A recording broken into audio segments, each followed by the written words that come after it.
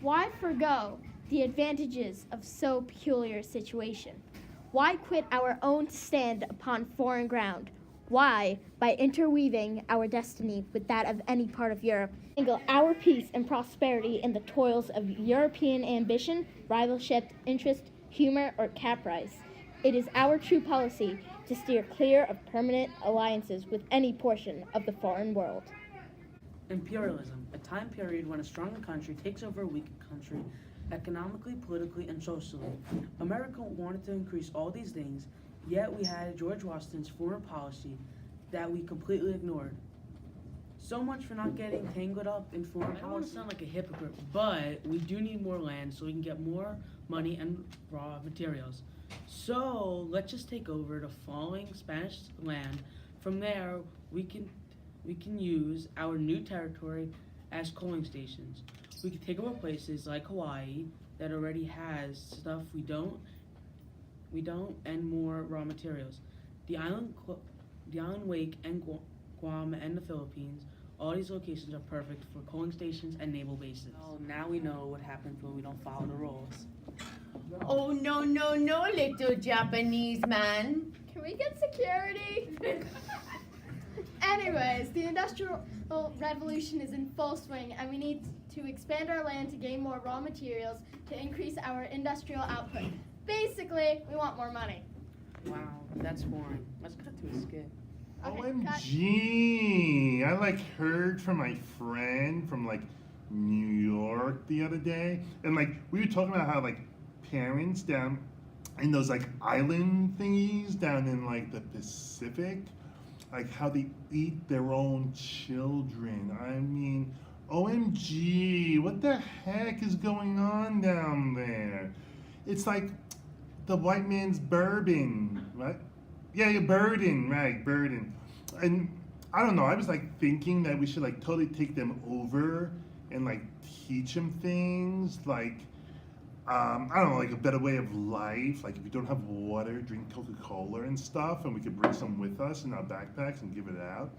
And I don't know, maybe teach them education or something like that to have better lives. I mean, I was even thinking spread Christianity or something like that. Now we go live to John Drew in Studio 2. Breaking news! We helped the Filipinos get independence from Spain. America got very greedy. They just wanted the Filipinos' land. They secretly wanted the land just for trading with Asia. We promised to give the Philippines freedom from Spain, but we didn't give that to them. They got really irritated. The anti-imperialists rejected the idea of American occupations because we destroyed their culture by making them speak English. They also disestablished the Catholic Church as a state's religion. Theodore Roosevelt gained control of the canal for America by purchasing it and then made a treaty for America. Canal benefits gave the U.S. shorter cuts for trading.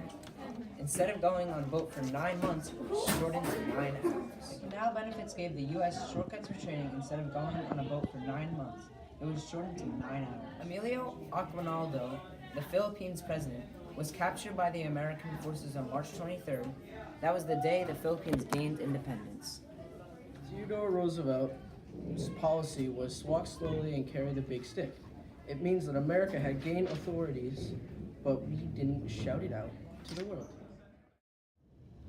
Yes, we have independence from Spain! Yes! Now I can take your land! Oh, John Rocco.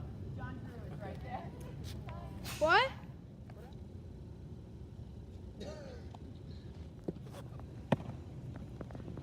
Right. Go.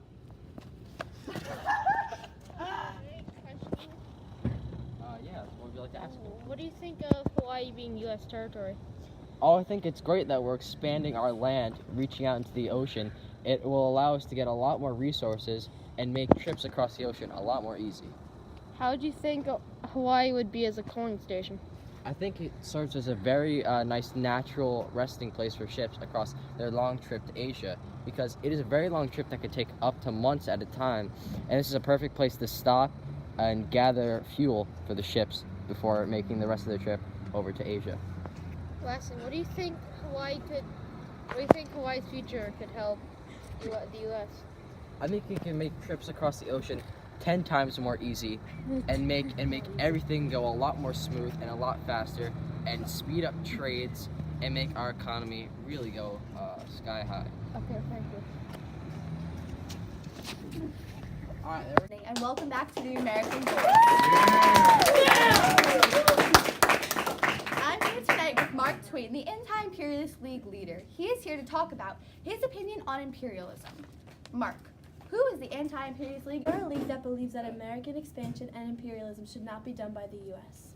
How did the pro-imperialists defend America's right to take over the Philippines? The pro-imperialists defended America's right to take over the Philippines by using nationalism. Thank you so much for joining us tonight, Mark. My pleasure. That will be joining us tonight is President McKinley. Thank you so much for joining us. Okay. All right, let's get started. What happened on San Juan Hill, July 1st, 1898? We attacked the Cubans on San Juan Hill because they wanted us out of our own country. What resources did they use to fight the big and strong American troops with? The Cubans used all of the resources that we gave to them when trying to be allies with them to defeat Spain. It's awful how they could do that to you and your country. Yes. Thank you for everything. You're welcome. That one's not bad. Last but certainly not least guest that will be joining us tonight is an American soldier who fought in the Spanish-American War. Please welcome William Phillips.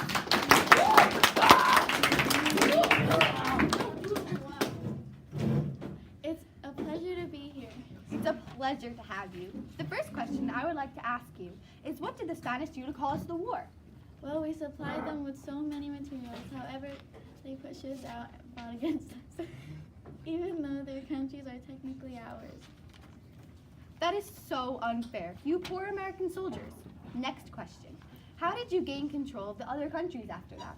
We fought. It was very scary, but soon after we won. Who sank the USS Maine? The Spanish blew the ship up. That's horrible. Well, that's all for tonight on the American Voice. Good evening, everyone.